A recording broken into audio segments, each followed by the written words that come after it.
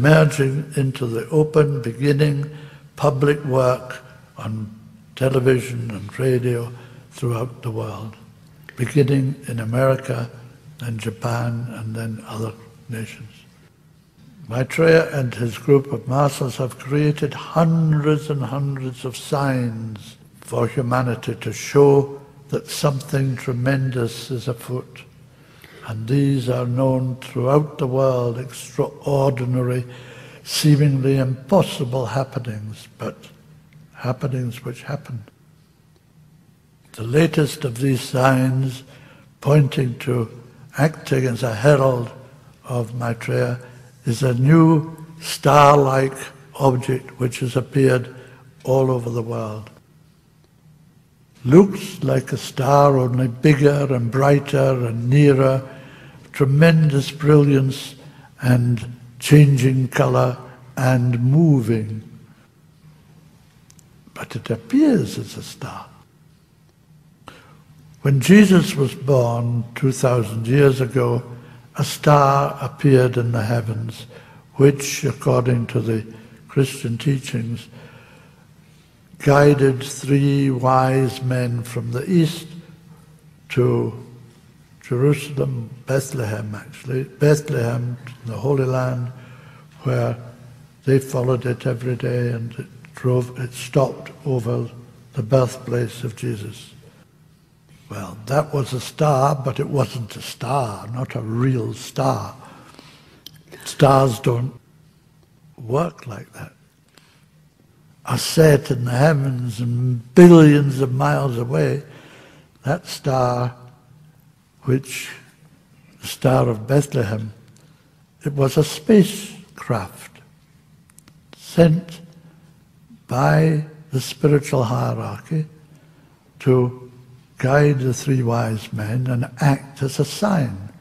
This has been repeated today, in which our spiritual hierarchy have arranged with our fellow humans on this solar system to have 4 such spacecraft, huge, enormous entities, which are posted throughout the world, so that wherever you are, you see a star, one star, which acts like I have described. We have reports from all over the world of this star, hundreds of them, and a few interviews on media, radio or television or press media about them. But what Maitreya really desires is an open discussion on the media worldwide.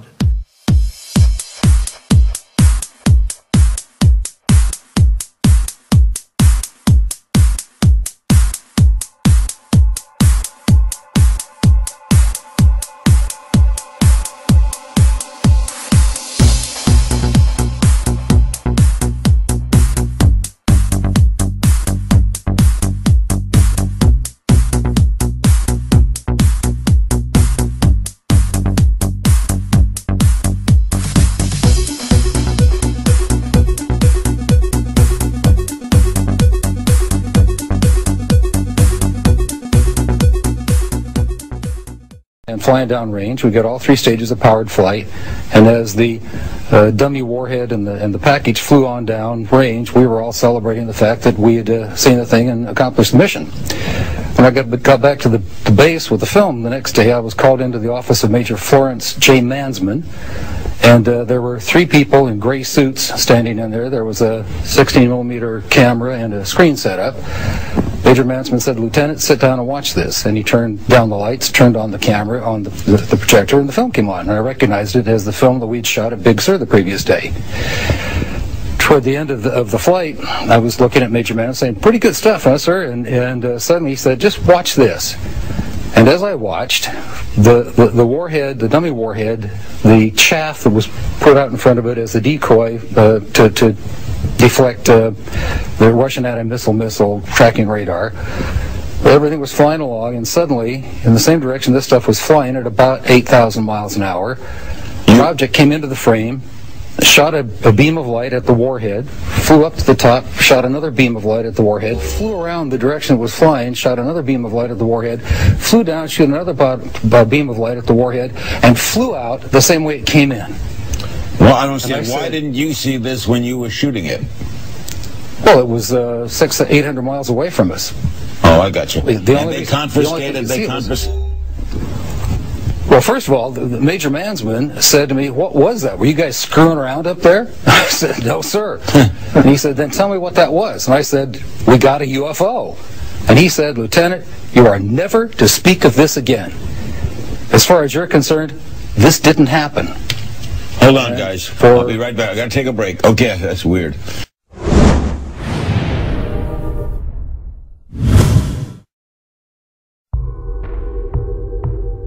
It's all about power. Grabbing it, keeping it, using it.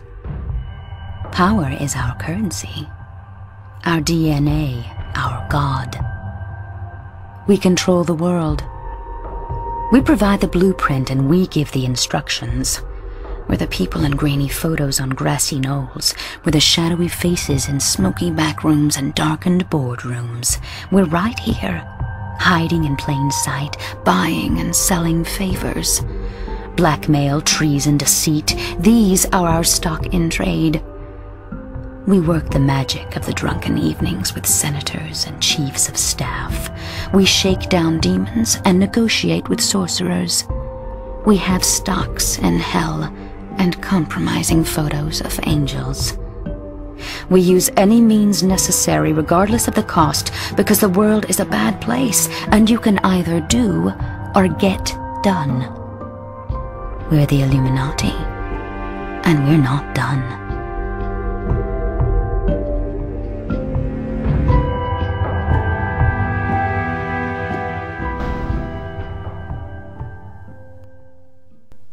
But new evidence shows that it is not our sun being represented, but another, the Star of Ra.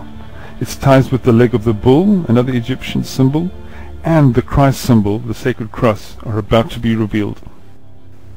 An ancient coffin lid shows the meaning of the leg of the bull.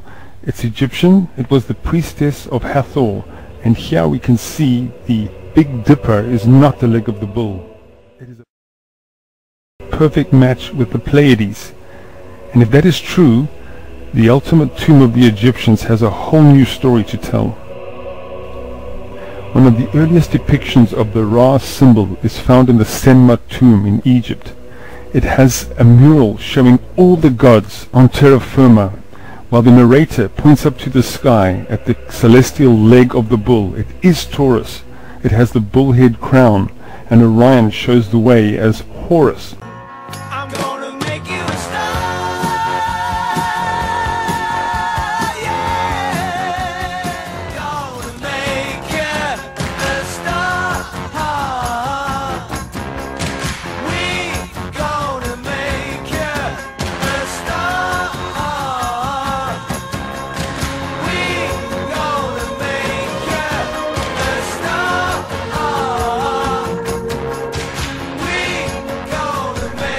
The circumpunct is shown in context with the stars, the Pleiades. A whole new meaning comes to light. The symbol of the double cross, the cross of Christ, is found on the Hebrew Key of Solomon parchment. It is a pictographic cipher. It's on record in the British Library in the UK. It depicts the sacred cross as Orion showing the way to the star that is the Star of Ra, and it is nothing like scholars have said in the past. The actual Key of Solomon cipher itself has a puzzle around the outer rim, and to put that puzzle together sequentially, it makes the constellation of the Pleiades. The whole cipher is complete, and the Star of Ra is at the center of the pictographic cipher. The symbol is clear, it's the Star of Ra.